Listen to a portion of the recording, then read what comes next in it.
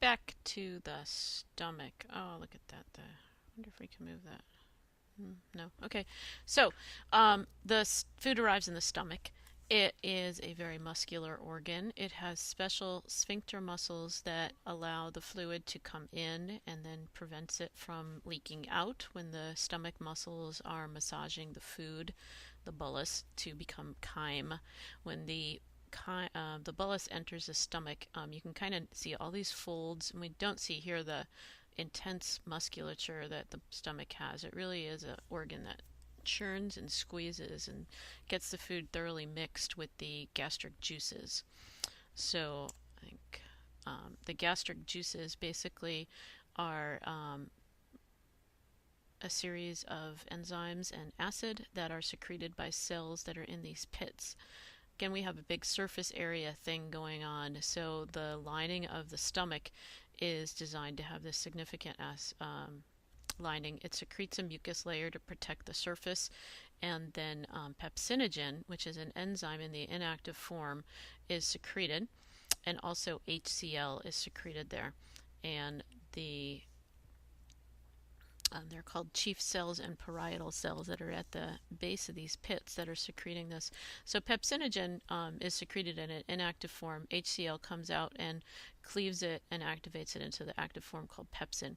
Really important to not have an enzyme active right in the cell, kind of similar to our thing that went on in the lysosomes, because we don't want to be chewing up your cell, because your cells are made out of protein, as you're making that enzyme. So the enzyme gets activated when it's safe out here into the lumen of the stomach, and that HCl cleaves it. The HCl also has a role in further opening up the proteins, denaturing them, digesting the food that way, or physically opening up the food, and helps keep bacteria down.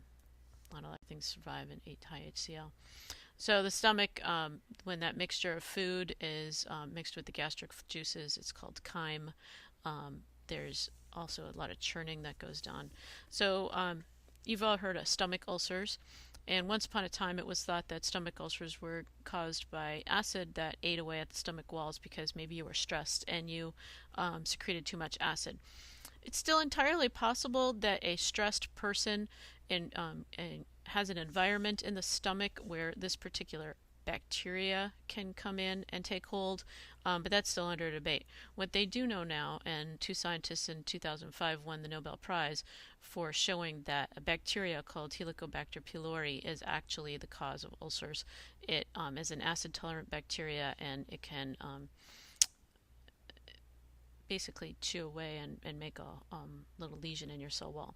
They do know that Helicobacter pylori probably infects most people, and it's only in some that it causes ulcers. So there's still discussion that there's sort of a stress response thing of allowing that bacteria to take hold. But nonetheless, the first round of treatment for ulcers is now a nice regimen of antibiotics, and that's fairly successful. So after the stomach leaves the acid chyme leaves the small intestine, gets through that sphincter muscle there, it's going to enter the small intestine. Small intestine is where most of this work of digestion is going to take place. It's 6 meters long, and it's basically, again, structure and function designed to absorb the nutrients. It's also going to be a place where there's a lot of digestion that takes place. So we have enzymes that get secreted from the liver and the pancreas, and they get shot into this early part, the duodenum of the small intestine. Digestion, chemical digestion, that's what CD stands for, of carbohydrates and protein continues with new enzymes coming in, and then digestion of lipids begins. And everything starts to get absorbed here across the villi, large surface area, which I hope we're going to have a picture of in a second. So let's talk about how the pancreas and liver play a role. So they are attached very close to this part of the small intestine. The liver produces bile, which gets stored in the gallbladder. Bile is a means, bile salts, of emulsifying fats. So remember, fats don't like to get dissolved into water. In fact, they hate water. So what happens is that the bile helps to break the fats up into smaller droplets so that the enzymes can get in there and do their job. The pancreas is an organ that's absolutely critical for life. It makes enzymes to finish digestion of carbohydrates and also proteins. It also secretes a buffering solution to help that acid chyme get buffered and so it doesn't eat up the walls of the small intestine. Just a list of different kinds of enzymes. I don't need you to memorize them. The similar rule that we had before, the ASE denotes that it's an enzyme. And then there's these group that are protein digestive ones called the SINs, trypsin, chymotrypsin.